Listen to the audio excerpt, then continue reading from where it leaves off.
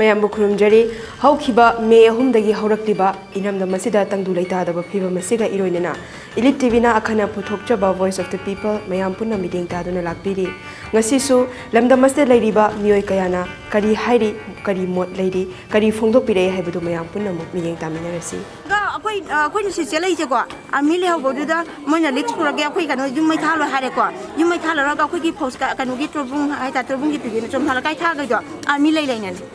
asem go ai hai ko su yo ra bani adu ai do moina ju mi ka thela ka thong jala thama me thaw go gi de mai thaw de na hare ko adu du ju da seng ami lai lai na ami na ko mangin thara ga moina mateng pang bi re ba ko ki da ami mangin thara mateng pang am na du akhoi de ami ha ma sa su ngun de re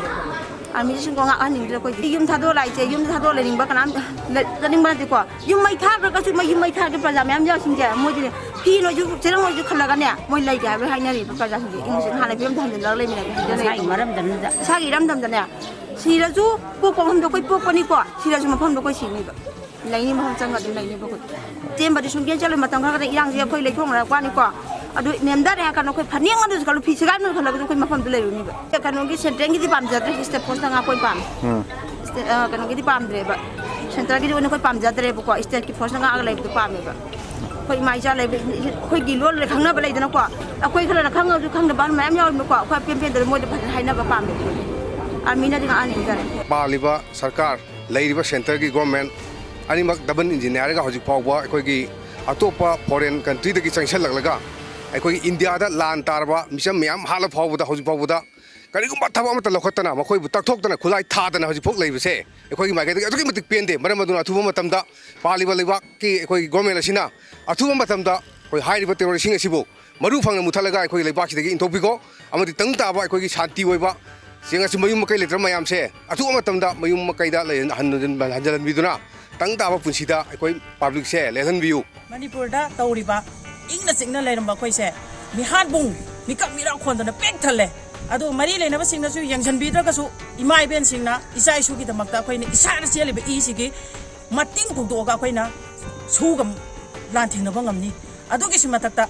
akhoi gi Manipur da chatna riba kholiba mayam mari leinaba singna su akhoi gi mateng pibidra ka su angam khulai puthoga khoi na loinaba moi ga fight tongna bangamni adu simatakta Manipur da integrity kai ba yaroi Manipur da tongan ba administration piba yaroi Manipur da illegally migrants singna government na akan ba action lokat pigadabni karigumba makoina pham thadok tana Manipur de PR natragasu PR dagi henba military gi sason gumba lakpa taragadi madugi pathadu makoi laiba hojik khobiriba MLA jing mantri jing gi mathakta tagni haibasima koi section bi haiba phamjima thamjage dego loina na ngasi lairiba Manipur gi kuki na ngasi Manipur gi laimai de Manipur thugai rege haidana maitai kunai halage na changjal laiba sigum lalong asida hairiba history si khangna akhoi gi kuki gi maran si moin hidden oina thamaka da ngasi apaba moi gi political gi mileage lona bagida maga tonga ba political party Manipur da changjal lakwa horiba se masi kana guma political party amata hairiba irang sigi solution porakpa ngamgadaba oirgadi masida mating chauna pangbu oirgadi koi changbiro karigumba mating pangoi daba political gi oiba kutung chaba launa bagida magadi Manipur da changbira kanu aiba wafam sima koi gi luktare ke makedi koi thamjari makoina changapa matam khodengi koi akan mamong da koi Manipur gi praja jing gi loina na koi boycott torkanda makoi bu koi Manipur gi wamada tanghina bagi ware adumasu koi Manipur praja koi Manipur gi people jing loina na koi logane ba wafam sima ju thamjage aduna koi tongan ba Manipur da leibiriba political gi tongan ba koi gi pham paibiriba kangbu singsina koi gi national leader ne haidana pabu da pusala kanda Manipur da board ke mileage loguduma koi repiu haibasima koi gi luktari ke makede gi thamjari PR thamba su yaroi sem pham thadok pa su yaroi pajamyam gi khanbiraga sem na phajana wakhan pungning ta na khandhabi re haraga pajamyam gi yengbiraga Manipur government amadi central government ga punna amata oina punsillaga Manipur da shanti laina ba athuba matam da shanti porna ba hona biu kuki militant singi su se si magi lefamda makham chana takthok pi kharaga akhoi gi shanti purakna ba aduga loijing loya da leiba akhoi gi sil lomi silinau sing mayam na lo singu toba matam da khudong thiba nang ba khotpa samba mayam si mina thoi ba samba mayam ja amuk anna thok tana ba ꯁꯤꯟꯕꯤꯌꯨ ꯑꯗꯨꯒ ꯑꯊꯨꯕ ꯃꯇꯝꯗ ꯁꯥꯟꯇꯤ ꯄꯨꯔꯛꯅꯕ ꯍꯣꯠꯅꯕꯤꯌꯨ ꯒꯣꯔꯃꯦꯟꯅ ꯁꯦꯝ ꯄꯥꯕꯨꯡ ꯕꯤꯔꯦꯟꯅ ꯑꯁꯨꯛꯀꯤ ꯃꯇꯤꯛ ꯃꯅꯥ ꯀꯣꯡꯅ ꯃꯅꯥꯅ ꯇꯥꯔ ꯐꯥꯎꯕꯗ ꯐꯝꯒꯤ ꯑꯣꯏꯕ ꯗꯣꯂꯥ ꯗꯣꯂꯤꯒꯤ ꯑꯣꯏꯕ ꯋꯥꯐꯝ ꯑꯩꯈꯣꯏꯗ ꯊꯣꯏꯗꯣꯛꯇꯦ ꯅꯨꯄꯥ ꯑꯃ ꯑꯣꯏꯔꯒꯗꯤ ꯅꯨꯄꯥꯒꯤ ꯃꯊꯧ ꯇꯧꯕꯤꯌꯨ ꯑꯗꯨꯒ ꯁꯦꯝ ꯐꯝ ꯀꯣꯟꯕꯒꯤ ꯃꯑꯣꯡꯗꯁꯨ ꯑꯃꯨꯛ ꯃꯥꯜꯍꯟꯕ ꯊꯥꯗꯣꯛꯅꯤꯡꯕꯒꯤ ꯃꯑꯣꯡꯁꯨ ꯃꯥꯟꯕ ꯑꯩꯈꯣꯏ ꯄꯥꯝꯖꯗꯦ ꯐꯝꯗꯤ ꯀꯣꯟꯅ ꯃꯇꯝ ꯃꯇꯝꯒꯤ ꯂꯥꯛꯆꯒꯅꯤ ꯗꯣꯂꯤ ꯋꯥꯐꯝ ꯑꯩꯈꯣꯏ ꯊꯣꯏꯗꯣꯛꯄ ꯂꯩꯇꯦ ꯅꯨꯄꯥ ꯊꯣꯛꯅ ꯑꯩꯈꯣꯏ ꯃꯅꯤꯄꯨꯔ ꯀꯟꯕꯁꯤꯗ ꯄꯥꯕꯨꯡꯅ ꯑꯗꯨꯛꯀꯤ ꯃꯇꯤꯛ ꯗꯥꯏꯇ ꯑꯆꯧꯕ ꯂꯧꯍꯟꯅꯤꯡꯉꯤ ꯑꯩꯈꯣꯏꯒꯤ ꯃꯩꯔꯥ ꯄꯥꯏꯕꯤꯒꯤ ꯁꯥꯏꯠꯇꯒꯤ ꯆꯤꯐ ꯃꯤꯅꯤꯁꯇꯔ ꯕꯤꯔꯦꯟꯅ ꯅꯣꯛꯑꯒ ꯍꯜꯂꯛꯑꯦ ꯃꯥꯅ ꯅꯣꯛꯑꯒ ꯍꯜꯂꯛꯏꯕ ꯑꯥꯔꯊꯅ ꯀꯔꯤꯒꯤ ꯃꯥꯅ ꯍꯥꯏꯔꯤꯕ ꯋꯥꯉꯥꯡ ꯃꯥꯅ ꯑꯥꯗ ꯂꯦꯞꯅꯔꯛꯄ ꯋꯥꯔꯦꯞ ꯑꯗꯣ ꯃꯥꯅ ꯋꯥꯔꯦꯞ ꯑꯗꯣ ꯃꯥꯅ ꯃꯅꯤꯄꯨꯔ ꯑꯁꯤꯗ ꯃꯥꯅ ꯃꯗꯨꯒꯤ ꯀꯟꯇ꯭ꯔꯣꯜꯗꯨ ꯇꯧꯕ ꯉꯝꯗꯦ ꯃꯥꯅ ꯃꯁꯤ ꯀꯟꯇ꯭ꯔꯣꯜ ꯇꯧꯅꯤ ꯍꯥꯏꯔꯒ ꯊꯣꯛꯂꯛꯂꯒ ꯀꯔꯤꯒꯤ ꯉꯁꯤꯃꯛꯁꯨ ꯃꯤ ꯑꯍꯨꯝ ꯁꯤꯔꯤ ꯃꯌꯥꯝꯅ ꯂꯣꯏꯅ ꯍꯦꯟꯅ ꯈꯪꯗꯨꯅ ꯂꯩꯕꯤꯔꯕꯅꯤ ꯍꯧꯖꯤꯛ ꯑꯗꯨꯒ ꯃꯥꯅ ꯑꯩ ꯐꯝ ꯊꯥꯗꯣꯛꯂꯒꯅꯤ ꯍꯥꯏꯗꯨꯅ ꯗ꯭ꯔꯃꯥ ꯁꯥꯟꯅꯔꯒ ꯂꯩꯔꯦꯕ ꯍꯧꯖꯤꯛꯄꯨ ꯗ꯭ꯔꯃꯥ ꯁꯥꯟꯅꯕ ꯃꯇꯝꯂꯣ ꯃꯅꯤꯄꯨꯔꯒ ꯂꯩꯉꯥꯛ ꯑꯁꯦ ꯃꯥꯅ ꯃꯄꯤ ꯃꯄꯥ ꯑꯣꯏꯅ ꯃꯇꯤꯡ ꯇꯣꯡꯅ ꯀꯟꯇ꯭ꯔꯣꯜ ꯇꯧꯕ ꯉꯝꯃꯣꯏꯗꯕ ꯑꯣꯏꯔꯒꯗꯤ ꯂꯩꯕꯥꯛ ꯄ꯭ꯔꯖꯥ ꯑꯩꯈꯣꯏꯗ ꯁꯤꯟꯅꯕꯤꯔꯣ ꯂꯩꯕꯥꯛ ꯄ꯭ꯔꯖꯥ ꯑꯩꯈꯣꯏꯅ ꯏꯃꯥ ꯂꯩꯕꯥꯛ ꯃꯅꯤꯄꯨꯔ ꯉꯥꯛꯆꯔꯒꯦ ꯑꯩꯈꯣꯏ ꯌꯥꯝꯅ ꯅꯨꯡꯉꯥꯏꯖꯗꯦ ꯆꯤꯐ ꯃꯤꯅꯤꯁꯇꯔ ꯕꯤꯔꯦꯟ ꯃꯥꯗꯤ ꯅꯨꯡꯉꯥꯏ ꯌꯥꯏꯐꯅ ꯏꯃꯨꯡ ꯃꯅꯨꯡꯗ ꯃꯥꯒꯤ ꯃꯆꯥ ꯃꯅꯥꯏꯁꯤꯡꯕꯨ ꯃꯥꯒꯤ ꯁꯟꯇ꯭ꯔꯤ ꯃꯌꯥꯝꯅ ꯅꯨꯡꯉꯥꯏꯅ ꯏꯃꯨꯡꯗ ꯌꯣꯛꯑꯒ ꯆꯥꯔꯒ ꯅꯨꯡꯉꯥꯏꯅ ꯇꯨꯝꯃꯒ ꯂꯩꯕꯅꯦ ꯃꯅꯤꯄꯨꯔꯒꯤ ꯀꯥꯆꯤꯟ ꯀꯣꯌꯥꯗ ꯂꯩꯔꯤꯕ ꯏꯃꯥ ꯏꯕꯦꯟ ꯈꯨꯗꯤꯡꯃꯛ ꯉꯁꯤ ꯇꯨꯝꯕ ꯃꯆꯦꯠ ꯆꯥꯕ ꯃꯆꯦꯠ ꯇꯨꯝꯗꯕꯅ ꯆꯥꯗꯕꯅ ꯃꯁꯤꯡ ꯑꯣꯏꯔꯦ ꯁꯦꯟꯊꯣꯛ ꯂꯝꯕꯤ ꯂꯩꯇ꯭ꯔꯦ ꯑꯋꯥꯕꯒꯤ ꯃꯁꯛ ꯇꯥꯔꯦ ꯃꯁꯤꯒꯤ ꯃꯇꯥꯡ ꯑꯁꯤ ꯌꯧꯔꯕ ꯐꯥꯎꯕꯗ ꯇꯨꯃꯤꯟꯅ ꯂꯩꯊꯣꯛꯄꯤꯔꯤꯕ ꯀꯔꯤꯒꯤꯅꯣ ꯃꯥꯅ ꯗꯦꯜꯂꯤꯗ ꯃꯤꯁꯥꯒ ꯂꯦꯝꯗꯅꯕ ꯋꯥꯔꯦꯞ ꯑꯩꯈꯣꯏ ꯈꯪꯗꯦ ꯃꯅꯤꯄꯨꯔ ꯃꯆꯦꯠ ꯇꯥꯍꯟꯕ ꯌꯥꯔꯣꯏ ꯃꯅꯤꯄꯨꯔ ꯀꯥꯏꯍꯟꯕ ꯌꯥꯔꯣꯏ ꯁꯣꯒꯤ ꯃꯤꯂꯤꯇꯦꯟꯁꯤꯡꯒꯤ ꯃꯈꯨꯠꯇꯒꯤ ꯈꯨꯠꯂꯥꯏ ꯂꯧꯊꯣꯛꯄꯤꯒꯗꯕꯅꯤ ꯑꯩꯈꯣꯏꯕꯨ ꯉꯥꯛꯄꯤ ꯁꯦꯟꯕꯤꯅꯕꯅꯤ ꯍꯥꯏꯗꯨꯅ ꯁꯦꯟꯇꯔ ꯒꯚꯔꯟꯃꯦꯟꯠꯅ ꯑꯁꯥꯝ ꯔꯥꯏꯐꯜ ꯊꯥꯔꯛꯏꯕ ꯑꯁꯥꯝ ꯔꯥꯏꯐꯜꯁꯤꯡꯁꯤꯅ ꯀꯨꯀꯤꯁꯤꯡꯒꯤ ꯃꯤꯆꯪ ꯆꯪꯗꯨꯅ ꯃꯤꯆꯝ ꯄ꯭ꯔꯖꯥ ꯑꯩꯈꯣꯏꯗ ꯑꯣꯟꯁꯤꯟꯗꯨꯅ ꯅꯣꯡꯃꯩ ꯀꯥꯞꯁꯤꯟꯗꯨꯅ ꯃꯤꯆꯝ ꯄ꯭ꯔꯖꯥ ꯀꯌꯥꯒꯤ ꯄꯨꯟꯁꯤꯕꯨ ꯃꯥꯡꯍꯟꯕ ꯃꯁꯤ ꯑꯩꯈꯣꯏ ꯅꯨꯡꯉꯥꯏꯇꯦ ꯃꯅꯤꯄꯨꯔꯗꯒꯤ ꯑꯁꯥꯝ ꯔꯥꯏꯐꯜ ꯂꯧꯊꯣꯛꯎ ꯑꯩꯈꯣꯏꯕꯨ ꯉꯥꯛꯄꯤ ꯁꯦꯟꯕꯤꯅꯕ ꯏꯁꯇꯦꯠ ꯐꯣꯔꯁ ꯑꯣꯏꯅ ꯊꯝꯕꯤꯌꯨ ꯑꯗꯨꯒ ꯃꯅꯤꯄꯨꯔꯗ ꯏꯔꯥꯡ ꯅꯝꯊꯍꯟꯒꯦ ꯍꯥꯏꯔꯒꯗꯤ ꯏꯔꯥꯡ ꯅꯦꯝꯍꯟꯒꯦ ꯏꯪ ꯇꯞꯅ ꯂꯩꯍꯟꯒꯦ ꯍꯥꯏꯔꯒꯗꯤ ꯑꯁꯥꯝ ꯔꯥꯏꯐꯜ ꯃꯅꯤꯄꯨꯔꯗꯒꯤ ꯑꯁꯥꯝ ꯔꯥꯏꯐꯜ ꯂꯧꯊꯣꯛꯎ NRC ꯆꯠꯍꯜꯂꯨ ꯑꯗꯨꯒ ꯀꯨꯀꯤ ꯃꯤꯂꯤꯇꯦꯟꯁꯤꯡꯒꯤ ꯁꯨ ꯂꯧꯊꯣꯛꯎ ꯑꯗꯨꯒ ꯀꯔꯤꯒꯨꯝꯕ ꯃꯅꯤꯄꯨꯔꯗ ꯃꯈꯜ ꯑꯃꯠꯇꯒꯤ ꯇꯦꯔꯤꯇꯣꯔꯤ ꯈꯥꯏꯗꯣꯛꯇꯨꯅ ꯁꯦꯝꯕ ꯌꯥꯔꯣꯏ ꯃꯅꯤꯄꯨꯔꯒꯤ ꯁꯛꯇꯝ ꯀꯥꯏꯍꯟꯗꯅ ꯊꯝꯕꯤꯌꯨ ꯃꯁꯤ ꯅꯠꯇꯅ ꯃꯅꯤꯄꯨꯔꯗ ꯁꯥꯟꯇꯤ ꯄꯨꯔꯛꯄ ꯍꯥꯏꯕꯁꯦ ꯀꯩꯗꯧꯉꯩꯗ ꯑꯣꯏꯊꯣꯛꯑꯣꯏ ꯃꯁꯤ ꯄꯨꯝꯅꯃꯛ ꯁꯔꯀꯥꯔꯅ ꯈꯪꯕꯤꯒꯗꯕꯅꯤ ꯃꯤꯌꯥꯝꯁꯦ ꯍꯧꯖꯤꯛ ꯐꯣꯡ ꯁꯥꯔꯤꯕꯅꯤꯅ ꯑꯗꯩꯗ ꯄꯥꯎꯃꯥꯏ ꯑꯣꯏꯔꯣ ꯑꯃ ꯑꯣꯏꯔꯣ ꯆꯪꯉꯨꯕ ꯃꯇꯝꯗ ꯀꯨꯀꯤꯕꯨ ꯑꯣꯏꯔꯨꯅꯤꯡꯗꯅ ꯑꯉꯥꯡ ꯅꯨꯕꯤ ꯈꯪꯍꯧꯗꯕꯁꯤꯡꯗ ꯄꯣꯄꯥꯞ ꯇꯧꯔꯨꯔꯣ ꯃꯩꯇꯩ ꯑꯩꯈꯣꯏ ꯕꯗꯅꯥꯝ ꯆꯥꯒꯅꯤ ꯃꯩꯇꯩꯅ ꯄꯥꯎꯃꯥꯏ ꯐꯨꯔꯦ ꯍꯥꯏꯒꯅꯤ ꯉꯔꯥꯡꯒꯤꯗꯨ ꯑꯩꯈꯣꯏ ꯅꯨꯄꯤꯁꯤꯡꯅ ꯊꯦꯡꯅꯔꯝꯗ꯭ꯔꯕ ꯏꯃꯥ ꯏꯕꯦꯟꯁꯤꯡꯅ ꯀꯔꯤꯅꯣ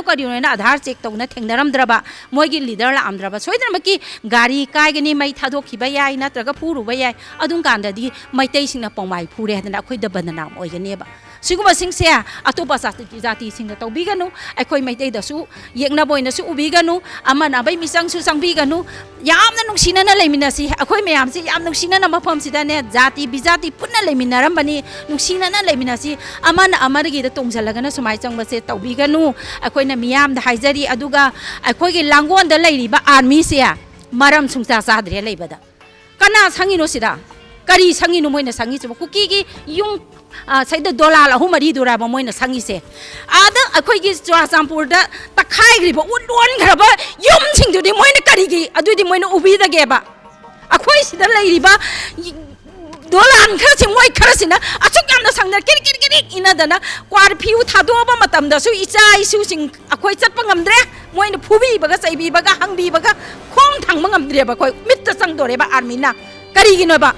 ꯒꯣꯔꯃꯦꯟꯅ ꯀꯔꯤꯒꯤꯗꯃꯛꯇ ꯀꯨꯀꯤꯒꯤ ꯄ꯭ꯔꯣꯄꯔꯇꯤꯕꯨꯗꯤ ꯑꯁꯨꯛ ꯂꯨꯅ ꯈꯜꯂꯒ ꯑꯥꯔꯃꯤꯁꯤꯡꯁꯤ ꯊꯝꯕꯤꯔꯤꯕꯅꯣꯕ ꯍꯧꯖꯤꯛꯇꯤ ꯌꯥꯔꯦ ꯑꯩꯈꯣꯏ ꯁꯥꯟꯇꯤ ꯑꯣꯏꯖꯔꯦ ꯂꯥꯡꯒꯣꯜꯁꯦ ꯃꯩꯇꯩ ꯄꯨꯂꯤꯁ ꯃꯌꯥꯝ ꯑꯩꯈꯣꯏꯒꯤ ꯏꯖꯥꯇꯤ ꯃꯅꯤꯄꯨꯔꯒꯤ ꯏꯁꯇꯦꯠꯀꯤ ꯄꯨꯂꯤꯁꯁꯤꯡ ꯊꯥꯖꯟꯕꯤꯔꯛꯑꯣ ꯃꯣꯏꯅ ꯉꯥꯛꯍꯟꯕꯤꯔꯣ ꯑꯗꯨꯒ ꯑꯥꯔꯃꯤ ꯃꯤꯇꯣꯞꯆꯥ ꯃꯄꯥꯟꯗꯒꯤ ꯂꯥꯛꯄꯁꯤꯡꯁꯦ ꯊꯝꯕꯤꯔꯅꯨ ꯑꯩꯈꯣꯏ ꯌꯥꯝ ꯒ꯭ꯌꯥꯟ ꯇꯥꯅ ꯂꯥꯡꯒꯣꯜꯁꯦ ꯁꯥꯟꯇꯤ ꯑꯣꯏꯅ ꯂꯩꯖꯔꯤ ꯑꯩꯈꯣꯏ ꯁꯥꯟꯇꯤ ꯑꯣꯏꯅ ꯂꯩꯖꯒꯦ ꯃꯁꯤꯗ ꯁꯥꯟꯇꯤ ꯊꯨꯒꯥꯏꯒꯗꯣꯏꯁꯦ ꯑꯥꯔꯃꯤꯁꯤꯡꯁꯤꯅꯅꯤ ꯃꯤ ꯃꯁꯤꯡꯁꯦ ꯅꯣꯡꯃ ꯅꯣꯡꯃꯒꯤ ꯑꯗꯨꯝ ꯑꯩꯈꯣꯏꯅ ꯍꯥꯠꯅꯤꯡꯕ ꯃꯑꯣꯡꯗ ꯍꯥꯠꯂꯤ ꯑꯗꯨꯒ ꯀꯥꯞꯅꯤꯡꯕ ꯃꯑꯣꯡꯗ ꯍꯧꯖꯤꯛꯁꯨ ꯉꯁꯤꯃꯛꯁꯨ ꯉꯁꯥꯏꯅ ꯀꯥꯞꯄ ꯍꯧꯈ꯭ꯔꯦ ꯑꯩꯈꯣꯏꯅ ꯍꯧꯔꯒ ꯑꯗꯨ ꯄꯥꯎꯈꯨꯝ ꯄꯤꯔꯛꯄ ꯉꯥꯏꯗꯅ ꯂꯩ ꯑꯗꯨ ꯄꯥꯎꯈꯨꯝ ꯄꯤꯕꯗꯨꯗꯤ ꯄꯤꯗ꯭ꯔꯤ ꯑꯗꯨꯒ ꯍꯧꯖꯤꯛꯁꯦ ꯃꯈꯣꯏꯅ ꯅꯨꯃꯤꯠ ꯇꯥꯕ ꯉꯥꯏꯔꯤꯕꯅꯤ ꯃꯁꯦ ꯅꯣꯡꯃꯇꯒꯤ ꯋꯥ ꯅꯠꯇꯦ ꯅꯨꯡꯇꯤꯒꯤ ꯑꯣꯏꯅ ꯇꯧꯔꯒ ꯂꯩꯔꯕ ꯑꯁꯤꯒꯤ ꯃꯇꯥꯡꯁꯤꯗ ꯑꯩꯈꯣꯏꯒꯤ ꯑꯀꯣꯏꯕꯗ ꯂꯩꯔꯤꯕ ꯈꯨꯟꯖꯥꯁꯤꯡ ꯃꯌꯥꯝꯁꯤ ꯌꯥꯝ ꯋꯥꯅꯔꯦ ꯑꯗꯨꯕꯨ ꯈ꯭ꯋꯥꯏꯗꯒꯤ ꯋꯥꯔꯤꯁꯦ ꯀꯗꯥꯡꯃꯟ ꯑꯗꯒꯤ ꯁꯤꯡꯗꯥ ꯆꯤꯡꯈꯣꯡ ꯐꯌꯦꯡ ꯑꯗꯨꯒ ꯆꯤꯡ ꯈꯨꯅꯧ ꯇꯔꯦꯝꯄꯣꯛꯄꯤ ꯃꯈꯣꯏꯁꯤꯗꯤ ꯍꯦꯛ ꯆꯤꯡꯈꯣꯡꯗ ꯂꯩꯕꯅꯤ ꯑꯗꯨꯒ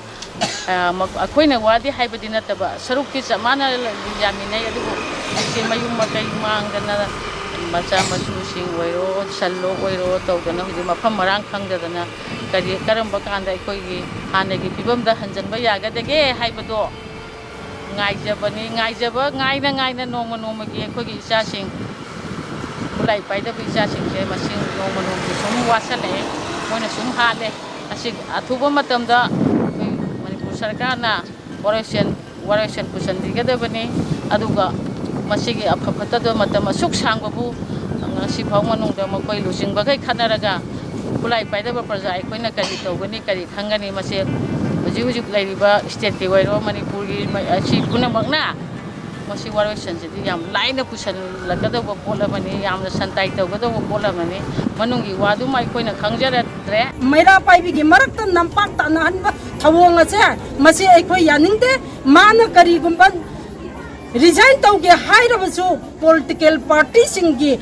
ꯑꯄꯨꯟꯕ ꯃꯤꯐꯝ ꯑꯃ ꯀꯧꯔꯕ ꯃꯇꯨꯡꯗ ꯄꯣꯂꯤꯇꯤꯀꯦꯜ ꯄꯥꯔꯇꯤꯁꯤꯡꯒꯤ ꯑꯌꯥꯕ ꯑꯃꯒ ꯂꯣꯏꯅꯅ ꯃꯥꯒꯤ ꯁꯥꯏꯜ ꯑꯃꯒ ꯑꯌꯥꯕ ꯑꯃꯒ ꯂꯣꯏꯅꯅ ꯇꯧꯕꯤꯌꯨ ꯑꯗꯨꯗꯤ ꯅꯠꯇꯗꯅ ꯃꯗꯨꯗꯩꯗ ꯃꯤꯌꯥꯝꯗ ꯆꯃꯝꯅꯍꯟꯕ ꯃꯤꯌꯥꯝꯗ ꯋꯥꯈꯜ ꯂꯩꯇꯥꯍꯟꯗꯕ ꯇꯪꯗꯨ ꯂꯩꯇꯥꯍꯟꯗꯕ ꯑꯃꯒ ꯅꯨꯡꯁꯤꯅꯍꯟꯗꯕ ꯃꯩꯔꯥ ꯄꯥꯏꯕꯤꯁꯤꯡꯒꯤ ꯃꯔꯛꯇ ꯄꯣꯂꯤꯇꯤꯀꯦꯜꯒꯤ ꯀꯩꯅꯣ ꯁꯥꯟꯅꯔꯛꯄ ꯁꯨꯝꯕꯁꯦ ꯇꯧꯗꯕꯅꯗꯤ ꯐꯩ ꯑꯃꯨꯛ ꯍꯟꯅ ꯃꯈꯥ ꯇꯥꯅ ꯇꯧꯕꯤꯒꯅꯨ ꯍꯥꯏꯕ ꯋꯥꯐꯝꯁꯦ ꯁꯤꯃ ꯇꯧꯕꯤꯒꯅꯨ ꯑꯗꯨꯒ ꯑꯊꯨꯕ ꯃꯇꯝꯗ ꯃꯥꯅ ꯔꯤꯖꯥꯏꯟ ꯇꯧꯒꯦ ꯍꯥꯏꯔꯒꯁꯨ ꯑꯊꯨꯕ ꯃꯇꯝꯗ ꯍꯧꯖꯤꯛ ꯂꯩꯔꯤꯕ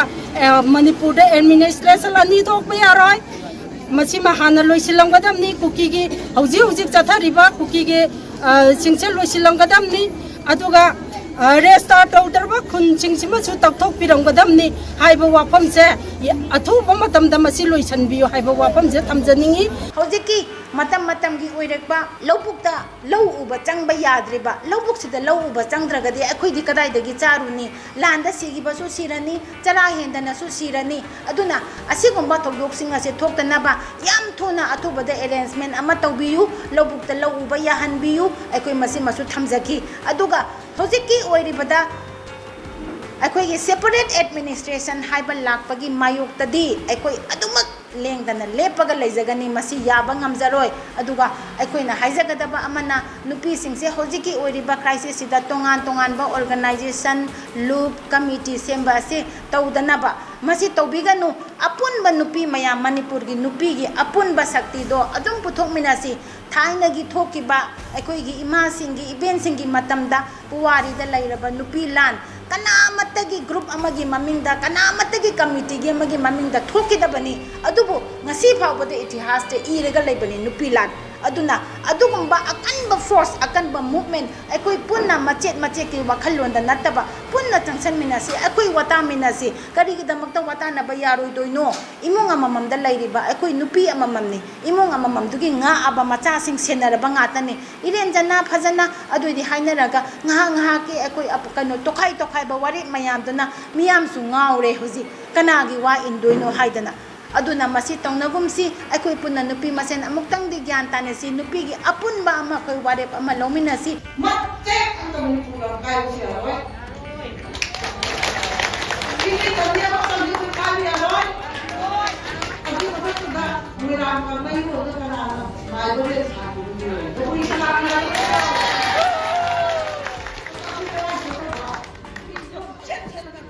मत क्या सब को फाइल दे कुछ मुकी और मुका है मणिपुर कुछ सावना मणिपुर की सीन में सर को मान मणिपुर में नाम जो तो नोमन नीति सीखने नोमन तरा सीखने नोमन यके सीखने ना वाली नाइटिंग के मम्मी को तो सीखने सरकार जान तो उनको काम में मात्र दिखाई दे बराक भेली की वैना सिलचर की अतई मफम दसु मैतई ताबा मफम सिंग लेबा मफम दंगसी हाइबा नुमिसिदा अखोई अपुनबा की वैना अखोई मिफम से फमजरिबनी अदेगी अखोई की मणिपुर दा होगी हौरिबा ꯏꯔꯥꯡ ꯑꯁꯦ ꯑꯩꯈꯣꯏ ꯁꯦꯟꯇꯔꯒꯤ ꯃꯐꯝꯗ ꯂꯩꯔꯤꯕ ꯑꯩꯈꯣꯏꯒꯤ ꯄ꯭ꯔꯥꯏꯝ ꯃꯤꯅꯤꯁꯇꯔ ꯑꯃꯗꯤ ꯑꯩꯈꯣꯏ ꯍꯣꯝ ꯃꯤꯅꯤꯁꯇꯔꯅꯆꯤꯡꯕ ꯑꯃꯗꯤ ꯃꯅꯤꯄꯨꯔ ꯁ꯭ꯇꯦꯠ ꯒꯣꯔꯃꯦꯟꯒꯤ ꯁ꯭ꯔꯤ ꯑꯦꯟ ꯕꯤꯔꯦꯟ ꯁꯤꯡ ꯃꯈꯣꯏꯗ ꯑꯩꯈꯣꯏꯅ ꯋꯥꯀꯠ ꯃꯤꯐꯝ ꯑꯁꯤ ꯐꯝꯖꯔꯒ ꯃꯈꯣꯏꯒꯤ ꯃꯊꯛꯇ ꯑꯩꯈꯣꯏꯒꯤ ꯃꯅꯤꯄꯨꯔꯗ ꯍꯧꯔꯤꯕ ꯏꯔꯥꯡ ꯑꯁꯤꯁꯤ ꯌꯥꯔꯒꯗꯤ ꯑꯊꯨꯕ ꯃꯇꯝꯗ ꯁꯥꯟꯇꯤ ꯑꯣꯏꯍꯟꯕꯤꯌꯨ, ꯁꯥꯟꯇꯤ ꯄꯨꯔꯛꯄꯤꯌꯨ ꯑꯃꯗꯤ ꯆꯤꯡꯌꯥ ꯇꯝꯌꯥꯗ ꯈꯨꯟꯗꯥ ꯂꯩꯇꯥꯗꯨꯅ ꯍꯧꯖꯤꯛ ꯑꯋꯥꯕ ꯀꯌꯥ ꯆꯩꯊꯦꯡ ꯅꯪꯉꯤꯕ ꯃꯈꯣꯏꯁꯤꯡꯗꯣ ꯃꯗꯨꯒꯤꯗꯃꯛꯇ ꯑꯩꯈꯣꯏꯁꯨ ꯃꯈꯣꯏꯒꯤ ꯃꯇꯨꯡ ꯏꯟꯖꯔꯒ ꯉꯁꯤ ꯃꯤꯐꯝ ꯑꯁꯦ ꯆꯥꯟꯊꯨ ꯃꯩꯔꯥ ꯄꯥꯏꯕꯤ ꯃꯅꯤꯄꯨꯔꯤ ꯀꯟꯕ ꯂꯨꯞ ꯑꯃꯗꯤ ꯁꯪꯒꯤꯠ ꯕꯤꯗ꯭ꯌꯥꯂꯣꯏꯁꯤꯗ ꯑꯩꯈꯣꯏ ꯑꯁꯤ ꯄꯨꯟꯁꯤꯜꯂꯒ ꯉꯁꯤꯒꯤ ꯁꯤꯠ ꯏꯟ ꯄ꯭ꯔꯣꯇꯦꯁ ꯃꯤꯐꯝ ꯑꯁꯦ ꯑꯩꯈꯣꯏ ꯐꯝꯖꯕꯅꯤ꯫ ꯃꯅꯤꯄꯨꯔꯒꯤ ꯍꯧꯖꯤꯛ ꯇꯪꯗꯨ ꯂꯩꯇꯥꯅ ꯂꯩꯇ꯭ꯔꯤꯕꯁꯦ ꯇꯪꯗꯨ ꯂꯩꯇꯥꯅ ꯂꯩꯍꯟꯕꯤꯌꯨ ꯍꯥꯏꯅ ꯋꯥꯀꯠ ꯃꯤꯐꯝꯅꯤ ꯐꯝꯖꯔꯤꯕꯁꯦ ꯃꯁꯤꯒ ꯂꯣꯏꯅꯅ ꯃꯅꯤꯄꯨꯔ ꯁꯔꯀꯥꯔꯒꯤ ꯃꯐꯝꯗ ꯃꯦꯃꯣꯔꯦꯟꯗꯝꯁꯨ ꯑꯩꯈꯣꯏ ꯉꯁꯤꯒꯤ ꯃꯤꯐꯝꯁꯦ ꯂꯣꯏꯔꯒ ꯑꯊꯨꯕ ꯃꯇꯝꯗ ꯑꯩꯈꯣꯏ ꯄꯤꯈꯠꯆꯒꯅꯤ꯫ ꯃꯁꯤꯅꯤ ꯑꯩꯈꯣꯏꯒꯤ ꯆꯥꯟꯄꯨꯔꯗ ꯐꯝꯃꯤꯕ ꯃꯐꯝ ꯑꯁꯤ꯫ ꯇꯥꯡ 13ꯒ 19ꯒ ꯂꯣꯟꯅꯕ ꯑꯍꯤꯡꯗꯒꯤ ꯉꯁꯤꯐꯥꯎ ꯂꯥꯟꯖꯦꯟꯅꯔꯛꯇꯅ ꯂꯩꯔꯦ꯫ ꯂꯩꯔꯕꯁꯤ ꯃꯇꯨꯡꯗ ꯉꯔꯥꯡ ꯅꯍꯥꯟ ꯄꯥꯕꯨꯡ ꯕꯤꯔꯦꯟꯅ ꯆꯤꯡꯈꯣꯡ ꯆꯤꯡꯌꯥꯗ ꯂꯩꯕ ꯂꯧꯃꯤꯁꯤꯡꯅꯤ ꯂꯧ ꯎꯕ ꯌꯥꯔꯅꯤ ꯏꯔꯥꯡ ꯀꯩꯁꯨ ꯂꯩꯇ꯭ꯔꯦ ꯅꯦꯝꯃꯦ ꯈꯣꯠꯂꯦꯅ ꯍꯥꯏꯔꯤꯁꯦ ꯑꯩꯈꯣꯏꯅ ꯁꯤꯗ ꯂꯩꯔꯤꯁꯦ ꯌꯥꯝ ꯅꯨꯡꯉꯥꯏꯕꯒꯤ ꯂꯩꯕꯒꯤ ꯇꯥꯏꯞꯇ ꯑꯃꯨꯛ ꯈꯜꯂꯦ꯫ ꯂꯧ ꯎꯕ ꯍꯥꯏꯁꯤ ꯃꯐꯝꯗꯨꯗ ꯑꯩꯈꯣꯏ ꯃꯐꯝꯗꯨ ꯖꯒꯥꯗꯨꯗ ꯑꯩꯈꯣꯏ ꯁꯦꯇꯜ ꯇꯧꯔ ꯂꯩꯇꯕ ꯌꯥꯔꯣꯏꯕ꯫ ꯁꯤꯗꯒꯤ ꯑꯩꯅ ꯀꯛꯆꯤꯡꯗ ꯂꯩꯔꯦ ꯂꯧꯅ ꯁꯦꯔꯧꯗ ꯂꯩꯔꯦ ꯂꯧ ꯂꯤꯡꯕ ꯅꯨꯡꯇꯤꯒꯤ ꯂꯧ ꯄꯦꯡꯕ ꯑꯗꯨꯝ ꯆꯠꯀꯗ꯭ꯔꯕ? ꯑꯁꯤꯒꯤ ꯃꯑꯣꯡꯁꯤ ꯍꯧꯖꯤꯛ ꯑꯩꯈꯣꯏ ꯁꯦꯔꯧ ꯁꯨꯒꯨꯅꯨꯁꯦ ꯕꯪꯀꯔ ꯁꯥꯒꯠꯂꯛꯄ ꯍꯧꯖꯤꯛꯐꯥꯎ ꯂꯦꯞꯇ꯭ꯔꯤ꯫ ꯑꯗꯒꯤꯗꯤ ꯑꯩꯈꯣꯏꯅ ꯊꯣꯛꯏꯕ ꯏꯔꯥꯡ ꯍꯧꯈꯤꯕ ꯊꯥꯗ ꯊꯣꯛꯈꯤꯕꯗꯨꯐꯥꯎꯗ ꯑꯁꯥꯝ ꯔꯥꯏꯐꯜ ꯂꯩꯅ ꯑꯩꯈꯣꯏꯁꯦ ꯀꯟꯕꯤꯕꯒꯤ ꯋꯥꯈꯜ ꯈꯟꯗꯕꯤꯗ ꯃꯣꯏꯅ ꯑꯣꯏꯅ ꯑꯩꯈꯣꯏꯗ ꯑꯦꯇꯦꯛ ꯇꯧꯁꯤꯜꯂꯒ ꯂꯥꯛꯏꯅꯤ꯫ ꯍꯧꯖꯤꯛ ꯑꯁꯥꯝ ꯔꯥꯏꯐꯜꯒꯤ ꯃꯈꯣꯡꯗꯨꯗ ꯑꯩꯈꯣꯏꯅ ꯂꯧ ꯀꯃꯥꯏꯅ ꯎꯗꯣꯏꯅꯣꯕ? ꯂꯧ ꯎ ꯍꯥꯏꯔꯒꯗꯤ ꯑꯩꯈꯣꯏ ꯁꯤꯖꯔꯣꯅ ꯆꯪꯕꯒ ꯆꯞ ꯃꯥꯟꯅꯔꯦꯕ ꯑꯩꯈꯣꯏ ꯏꯁꯥꯅ ꯏꯁꯥꯒꯤ ꯃꯣꯡꯐꯝ ꯇꯧꯖꯔꯣ ꯍꯥꯏꯕꯒ ꯆꯞ ꯃꯥꯟꯅꯔꯦꯕ꯫ ꯁꯨ ꯂꯧꯊꯣꯛꯄꯤꯔꯣ ꯑꯩꯈꯣꯏꯒꯤ ꯂꯩꯅꯕ ꯌꯨꯝ ꯃꯩ ꯊꯥꯈꯤꯕꯁꯤꯡꯗꯣ ꯌꯨꯝ ꯁꯥꯕꯤꯔꯣ ꯑꯗꯨ ꯃꯇꯨꯡꯗ ꯀꯨꯀꯤꯒꯤ ꯕꯪꯀꯔ ꯁꯥꯒꯠꯂꯤꯕꯁꯤꯡꯁꯦ ꯂꯣꯏꯅ ꯇꯛꯊꯣꯛꯄꯤꯈ꯭ꯔꯣ ꯑꯩꯈꯣꯏ ꯌꯨꯝ ꯀꯩ ꯁꯥꯔꯒ ꯑꯩꯈꯣꯏ ꯃꯐꯝꯗꯨꯗ ꯅꯦꯅꯥ ꯇꯥꯅ ꯑꯔꯩꯕ ꯈꯔ ꯁꯨꯔ ꯅꯣꯝꯃꯒ ꯆꯥꯖꯔꯒ ꯍꯤꯡꯕꯗꯣ ꯑꯩꯈꯣꯏ ꯄꯥꯝꯃꯤ꯫ ꯂꯧ ꯎꯕ ꯉꯝꯃꯣꯏ ꯑꯩꯈꯣꯏꯒꯤꯗꯤ ꯁꯨ ꯂꯧꯊꯣꯛꯄꯤꯌꯨ ꯏꯔꯥꯡ ꯈꯨꯗꯛꯇ ꯅꯦꯝꯍꯜꯂꯨ ꯑꯗꯨꯒ ꯑꯩꯈꯣꯏꯒꯤ ꯆꯤꯡꯈꯣꯡ ꯆꯤꯡꯌꯥ ꯅꯛꯄ ꯑꯦꯔꯤꯌꯥꯁꯤꯗꯤ ꯑꯩꯈꯣꯏꯒꯤ ꯃꯅꯤꯄꯨꯔ ꯐꯣꯔꯁꯅ ꯉꯥꯛꯍꯟꯕꯤꯌꯨ ꯑꯁꯤꯅꯤ ꯑꯩꯈꯣꯏꯅ ꯍꯥꯏꯖꯅꯤꯡꯕ ꯍꯥꯏꯕꯨ꯫ ꯉꯁꯤꯁꯦ ꯑꯩꯅ ꯑꯩꯈꯣꯏꯒꯤ ꯂꯧ ꯑꯃ ꯆꯤꯡꯌꯥꯗ ꯂꯩꯕ ꯑꯃ ꯑꯩꯈꯣꯏ ꯕꯕꯥꯒ ꯑꯩ ꯏꯅꯥꯎꯄꯥ ꯑꯃꯒ ꯏꯟꯖꯤꯟ ꯈꯣꯏꯔꯤꯉꯩꯗ ꯈꯪꯍꯧꯗꯅ ꯑꯩꯈꯣꯏꯒꯤ ꯑꯩꯅ ꯈꯣꯏꯔꯤꯕ ꯖꯒꯥꯗꯨꯗꯒꯤ ꯈꯤꯇꯪ ꯃꯈꯥ ꯑꯣꯏꯅ ꯈꯨꯠꯂꯥꯏ ꯄꯥꯏꯕ ꯑꯃ ꯍꯥꯏꯐꯦꯠ ꯅꯣꯟꯊꯔꯒ ꯔꯥꯎꯟ ꯀꯣꯏꯁꯤꯜꯂꯛꯄꯒꯤ ꯃꯑꯣꯡꯗ ꯂꯥꯛꯄ ꯑꯗꯒꯤ ꯑꯩ ꯕꯕꯥꯗ ꯈꯨꯠꯂꯥꯏ ꯄꯥꯏꯕ ꯑꯃ ꯀꯣꯏꯁꯤꯜꯂꯛꯑꯦ ꯑꯅ ꯍꯥꯏꯔꯒ ꯆꯦꯟꯕꯅꯦ ꯑꯩꯈꯣꯏꯁꯦ ꯑꯗꯨꯒ ꯂꯣꯛꯆꯞ ꯑꯃꯗ ꯋꯥꯡꯃ ꯆꯤꯡ ꯑꯃꯒꯤ ꯋꯥꯡꯃ ꯂꯥꯟꯊꯣꯛꯑꯒ ꯂꯣꯛꯆꯞ ꯑꯃꯗ ꯑꯩꯈꯣꯏ ꯂꯣꯠꯂꯒ ꯑꯩꯈꯣꯏꯒꯤ ꯃꯦꯝꯕꯔꯗ ꯑꯩꯈꯣꯏ ꯇꯥꯇꯣꯟꯗ ꯐꯣꯟ ꯇꯧꯔꯒ ꯑꯩꯅ ꯄꯥꯎꯁꯦ ꯄꯤꯔꯀꯥꯟꯗ CDO ꯃꯌꯥꯝ ꯀꯥꯕꯤꯔꯛꯑꯦ ꯑꯗꯒꯤ ꯃꯐꯝꯗꯨ ꯌꯧꯔꯛꯑꯀꯥꯟꯗ ꯃꯣꯏꯅ ꯏꯟꯖꯤꯟ ꯃꯅꯥꯛꯇ ꯆꯠꯂꯛꯑꯣ ꯈꯣꯠꯂꯣꯅ ꯆꯠꯂꯦ ꯑꯗꯨꯒ ꯑꯃꯒꯤ ꯂꯧ ꯑꯃ ꯂꯤꯡꯉꯦ ꯃꯊꯛꯇꯨꯗ ꯑꯗꯨ ꯃꯣꯏꯅ ꯍꯥꯏꯁꯤꯅ ꯑꯉꯥꯡ ꯑꯃ ꯌꯥꯔꯒꯟ ꯄꯥꯏꯔꯒ ꯑꯗꯥꯏꯗ ꯆꯠꯂꯝꯃꯦ ꯍꯥꯏ ꯑꯗꯨ ꯆꯠꯂꯝꯕꯗꯣ ꯑꯉꯥꯡꯗꯣ ꯀꯧꯔꯣꯅ ꯃꯣꯏꯅ ꯀꯧꯍꯜꯂꯦ ꯑꯗꯣ ꯑꯉꯥꯡꯗꯣ ꯂꯥꯛꯇ꯭ꯔꯦ ꯂꯣꯠꯈ꯭ꯔꯦꯕꯀꯣ ꯑꯗꯨ ꯅꯣꯏꯒꯤ ꯅꯣꯡꯃꯩꯗꯨ ꯄꯨꯔꯛꯑꯣ ꯆꯨꯝꯕ꯭ꯔ ꯌꯦꯡꯒꯦ ꯍꯥꯏ ꯑꯩꯅ ꯍꯦꯛ ꯎꯍꯧꯕ ꯅꯣꯡꯃꯩꯗꯤ ꯑꯃꯨꯕ ꯑꯣꯏꯅ ꯎꯏꯌꯦꯕꯀꯣ ꯑꯗꯣ ꯃꯣꯏꯅ ꯄꯨꯔꯛꯏꯗꯨꯅ ꯏꯁꯇꯤꯜ ꯃꯆꯨꯗ ꯑꯣꯏꯅ ꯄꯨꯔꯛꯑꯦꯕ ꯅꯣꯡꯃꯩꯁꯦ ꯌꯥꯔꯒꯟꯁꯦ ꯑꯗꯣ ꯑꯗꯨꯃꯥꯏꯅ ꯍꯥꯏꯔꯒ ꯑꯗꯩ CDOꯁꯤꯡꯅꯁꯨ ꯑꯁꯦꯡꯕꯗꯣ ꯈꯪꯗ꯭ꯔꯦ ꯑꯗꯒꯤ ꯌꯥꯔꯒꯟ ꯑꯣꯏꯔꯝꯃꯦ ꯍꯥꯏꯔꯒ ꯃꯤꯗꯨꯁꯨ ꯑꯉꯥꯡꯗꯨ ꯀꯧꯔꯒ ꯁꯤ ꯖꯒꯥꯁꯤꯗ ꯆꯠꯂꯝꯕ꯭ꯔꯥꯅ ꯍꯪꯁꯦ ꯍꯥꯏꯕꯁꯨ ꯑꯗꯨꯝ ꯃꯊꯣꯡ ꯈꯪꯗꯕꯤꯗ ꯑꯗꯨꯝ ꯍꯪꯗꯕꯤꯗ ꯑꯗꯨꯝ ꯆꯠꯈ꯭ꯔꯦ ꯑꯗꯣ ꯆꯤꯡꯌꯥꯗ ꯑꯩꯈꯣꯏꯅ ꯍꯟꯗꯛꯇꯤ ꯏꯁꯤꯡ ꯃꯥꯏꯁꯤꯡ ꯋꯥꯕꯅꯤꯅ ꯍꯧꯖꯤꯛꯀꯤ ꯆꯤꯡꯌꯥꯁꯤꯗ ꯏꯁꯤꯡꯈꯔ ꯊꯣꯛꯄ ꯖꯒꯥ ꯑꯣꯏꯕ ꯂꯧꯁꯦ ꯑꯗꯣ ꯀꯨꯝꯁꯤꯗꯤ ꯋꯥꯕꯅꯤ나 ꯑꯩꯈꯣꯏꯒꯤ ꯂꯧꯎ ꯁꯤꯡꯎꯕꯁꯦ ꯆꯤꯡꯌꯥꯗ ꯋꯥꯅ ꯑꯩꯈꯣꯏꯅ ꯍꯣꯠꯅꯖꯗꯅ ꯈꯣꯠꯇꯅ ꯇꯧꯕꯗꯣ ꯍꯥꯏꯗꯤ ꯆꯤꯡꯅꯕ ꯁꯤꯒꯨꯝꯕ ꯃꯌꯥꯝ ꯂꯩꯕꯁꯤꯅ ꯑꯩꯈꯣꯏꯅ ꯄꯥꯡꯒꯜ ꯊꯣꯛꯅ ꯁꯨꯕ ꯉꯝꯗ꯭ꯔꯦ ꯑꯗꯨꯅ ꯑꯩꯈꯣꯏꯒꯤ ꯂꯩꯔꯤꯕ ꯁꯥꯏꯒꯤ ꯑꯦꯔꯤꯌꯥꯒꯤ ꯍꯥꯏꯗꯤ ꯈꯨꯜ ꯑꯃ ꯂꯩꯌꯦ ꯆꯥꯏꯕꯅ ꯑꯗꯨꯒ ꯁꯤꯒꯤ ꯄ꯭ꯔꯣꯖꯦꯛꯀꯤ ꯑꯦꯔꯤꯌꯥꯗ ꯂꯩꯕ ꯈꯣꯠꯂꯤꯕ ꯃꯌꯥꯝꯁꯦ ꯄꯨꯟꯁꯤꯜꯂꯒ ꯑꯩꯈꯣꯏ ꯊꯕꯛꯁꯦ ꯁꯨꯕ ꯃꯇꯝꯗ ꯑꯩꯈꯣꯏ ꯇꯪꯗꯨ ꯂꯩꯇꯥꯅ ꯁꯨꯕ ꯉꯝꯅꯕ ꯍꯥꯏꯗꯤ ꯊꯥꯖꯕ ꯑꯃ ꯁꯦꯀ꯭ꯌꯨꯔꯤꯇꯤ ꯍꯥꯏꯗꯤ ꯂꯩꯍꯟꯅꯤꯡꯉꯦ ꯏꯁꯥꯗ ꯃꯅꯤꯡꯒꯤꯀꯣ ꯀꯥꯈꯠꯂꯀꯥꯟꯗ ꯕꯤꯁꯅꯨꯄꯨꯔꯒꯤ ꯃ꯭ꯌꯨꯅꯤꯁꯤꯄꯥꯂꯤꯇꯤꯒꯤ ꯐꯠꯇꯕ ꯍꯩꯗꯣꯛꯐꯝ ꯂꯩꯕ ꯑꯃ ꯂꯩꯌꯦꯕꯀꯣ ꯑꯗꯨꯒꯤ ꯍꯦꯛ ꯃꯅꯤꯡꯗ ꯆꯥꯏꯕ ꯈꯨꯟꯒꯤꯅ ꯈꯥ ꯊꯪꯕ ꯅꯥꯀꯟꯗꯅꯦꯕ ꯍꯧꯖꯤꯛꯀꯤꯁꯦ ꯂꯣꯛꯆꯞ ꯑꯣꯏꯅ ꯂꯩꯌꯦ ꯑꯗꯨꯒ ꯃꯊꯪ ꯈꯥꯔꯣꯝ ꯊꯪꯕꯗꯗꯤ ꯃꯖꯨꯔꯣꯟ ꯊꯦꯟꯖꯥꯡ ꯑꯗꯨꯒꯨꯝꯕ ꯈꯨꯟꯁꯤꯡ ꯂꯩꯈ꯭ꯔꯦ ꯑꯩꯈꯣꯏꯅ ꯁꯨꯔꯤ ꯖꯒꯥꯁꯦ ꯑꯩꯈꯣꯏꯒꯤ ꯍꯧꯖꯤꯛ ꯁꯥꯏꯒꯤ ꯑꯅꯛꯄ ꯆꯤꯡꯌꯥꯁꯤꯗꯗꯤ ꯀꯨꯀꯤ ꯇꯥꯗꯦꯕ ꯑꯩꯈꯣꯏꯒꯤ ꯃꯅꯨꯡ ꯈꯤꯇꯪ ꯆꯤꯡꯁꯤ ꯂꯥꯟꯊꯣꯛꯑꯀꯥꯟꯗ ꯂꯣꯌꯥꯡꯇꯦꯛꯑꯅ ꯑꯗꯨ ꯑꯗꯣꯝꯗ ꯇꯥꯏꯌꯦ ꯑꯗꯨꯅ ꯑꯩꯈꯣꯏꯅ ꯍꯥꯏꯗꯤ ꯆꯤꯡꯅꯕꯗꯣ ꯊꯣꯏꯗꯣꯛꯅ ꯂꯩꯇꯅ ꯁꯥꯏꯗ ꯀꯕꯨꯏ ꯅꯥꯒꯥꯁꯤꯡ ꯂꯩꯕꯅꯤꯅ ꯃꯣꯏꯅꯁꯨ ꯁꯥꯏꯗꯗꯤ ꯂꯥꯛꯑꯣꯏ ꯈꯣꯠꯂꯣꯏ ꯍꯥꯏꯕꯒꯤ ꯑꯗꯨꯝ ꯆꯠꯄꯅꯦ ꯑꯗꯨꯗ ꯈꯨꯠꯂꯥꯏ ꯄꯥꯏꯕꯗꯨ ꯎꯕꯗꯨ ꯑꯩꯈꯣꯏꯅ ꯌꯥꯝ ꯄꯥꯈꯠꯅ ꯇꯧꯈ꯭ꯔꯦ ꯉꯁꯤ irang neme hairaga mafam karadana adum kapnaba misi mina noma gi henkalakpa masi sarkar ki maikai ge mana kongdri ta dabra haiba baza khoi ki na kongdri khoi isa isu choki ni chigre kapna re choe haibaji laibada khoi thamoi da yamna nungai taba mittagi pi taba tumbi hi pacha da na khangdana khoi lai aduga sarkar ki maikai dana irang neme hairaga khoi bu namdhan aba tawdi baje khoi tumna halage haibra aduga masada lau udana akhoi chadana lairaga akhoi tharo mara ondana isa isu jingina apikba angang macha jingina school chaningba larik tamningba ada tauriba mayam ji karimta ubidana laibase karigino masi athuwa matamda sarkarna akhoi gi shanti puralu adu athuwa matamda lan loisalu masi natragadi akhoi prajana noma gi ihau kankhalakani akhoi cham manana lepaga akhoi thawai cham manana mangminani haibase akhoi maira paibi akhoi gi thaudang oi gomenda akhoi maira paibi gi makai dagi haijaning badi ahambada akhoi se tauriba lan se loisinbiraga peace haiba santi du poraba matungda education da line da khoi education da tawjage laik tam hanbiu haibaneba sidi ona tainabada thoriba lan se thingbagi mahuta education da maikai mada punsilaga lan thoknariba se naikai mada thanambagi mongda tawja tawre aduga akhoi gi center da mayamna maira dharana phamdana adagi mayam maira paibi sangsan adi politician mayamna chatlibase magi tongan na tawbana taba punjilaga ama toina mamangai gi ahan kaina apunbana pangani haibado adumaina pulap punsilaga center da akhoi gi dharna se amukta da one time pulap phaminaba amana magi tongan na credit lobodo madu tawhanjaning de mayam na su laibiriba leba ki cio organization mayam na punsilaga akhoi dagi hen haisinglaba mayam singina punsin biraga ama toina center da mi phamaga manipur gi apunbana pangani haibase amtang usaningi badi sunusipa akhoi nupi chakwa tharang luki maigai dagi pamjabadi kuki MLA tarana di mogi kuki damakta chapde pangamaga akhoi gi tamgi MLA nifuna di kari marangi ngamdribano akhoi honorable chief minister yauna aduni imana thamoyang sokpa akhoi gi lause uhanba pami lau udaba mayam lam lairi huji akhoi gi maning chinchida sunusipaida reserve forest reserve kuki militant sing oina bakar sara lai masi akhoi India government na natraga Manipur government na takthokpa ngamdadana ngahang laitana nongmai kapaktana lomi sing oina chendara e jingloya da siriba na ngasi ba numi phawba da siriba koliba singje makoi singsina warang gada ba tawrang gada ba puna makdo akhoi khang bangam de mama ama oina aduna hoji akhoi mama ama oina akhoi na phammi ba mafang khudingi phammi ba se karigi no haibra Manipur ima lebak se kanna bagi da maktani biraga Manipur ima lebak se amuktadi punna kanbidana ingna tamna laiba haibado ohenbiu kuki na lan horakradi maitai macha akhoi na lan haude makhoi di lan gi damakta sem saraga matam kuina dagi lairakpani akhoi di makhoi na tawrokwa kuting matuda akhoi di ngak tokpadani makhoi na bulle pabadi akhoi karisu tawroi aduna Amit Shah na tabiyu akhoi na ngasi wari base kuki na lan horakpadagani Manipur da lairiba maitai macha singi lan gi mai onsinde akhoi di makhoi na tawwa ngak thoga ima leba ku kanbaduni akhoi gi thauna aduni akhoi na putok na ngasi ima leba pu kanjagena akhoi songthora ise lamdam asida lairiba miyoi kayagi phongdokpirakpa mot mayam punna mideng taminakraba matungda ngasigi oinadi voice of the people gi kungani thoi suba sarok matangasta loisinjare